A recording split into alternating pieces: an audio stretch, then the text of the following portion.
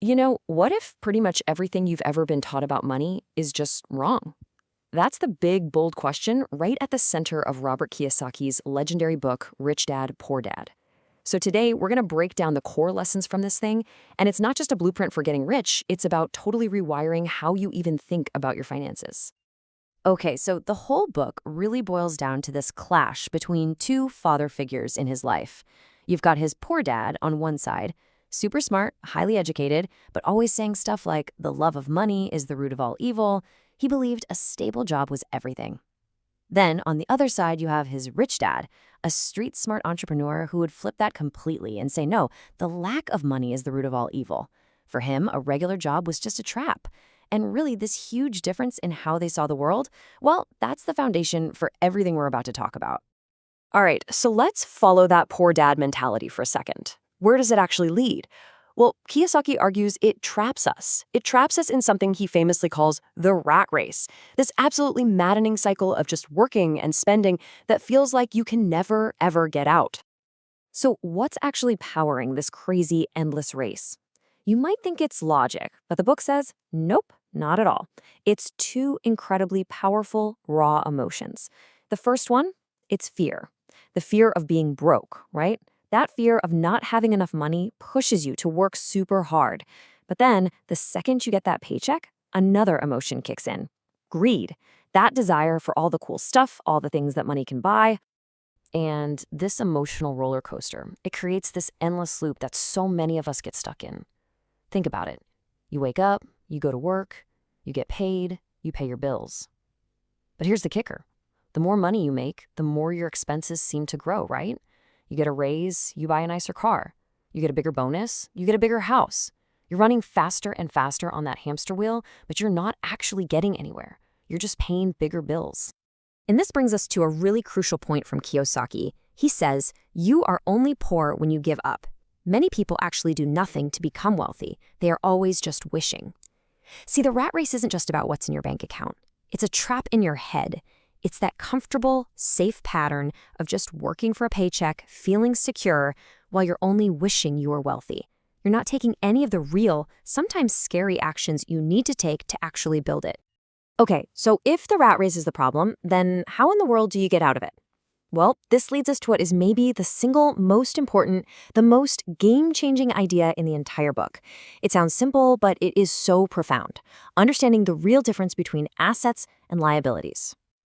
So, let me ask you straight up. Do you know the real difference between an asset and a liability? And before I just tell you, I want you to seriously think about it for a second. Because Kiyosaki's whole point is that while most of us think we know the answer, the way we spend our money proves we've got it completely backward. Okay, let's start with liabilities. Kiyosaki's definition is brutally simple. Ready? A liability is anything that takes money out of your pocket. End of story. That's it. We're talking car payments, credit card debt, and yeah, here's the one that gets everybody, the mortgage on the house you live in. If it costs you money every single month, he says it's a liability. And on the flip side, of course you have an asset. This is the goal. An asset is anything that puts money in your pocket. It's something that makes you money, even when you're sleeping, whether you're physically working or not. We're talking about things like a rental property that brings in cash, or stocks that pay you dividends, or a business that you own that runs without you having to be there every day.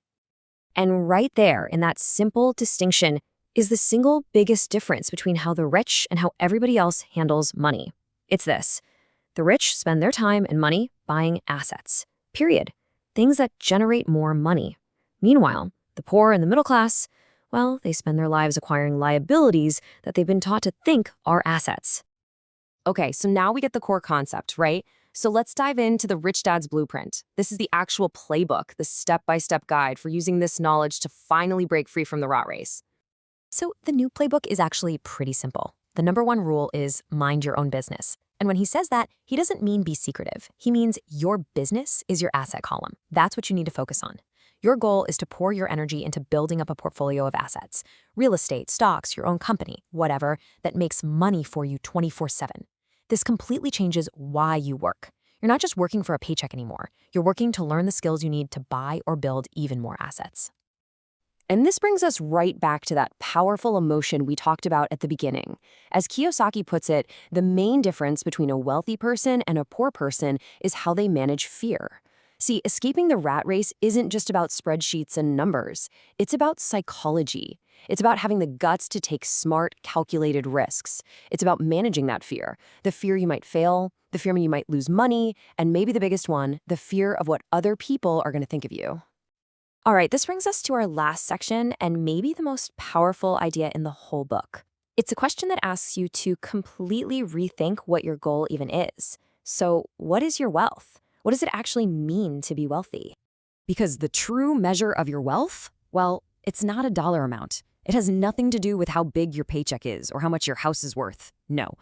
According to the Rich Dad philosophy, the one true measure of wealth is time, specifically a number of days.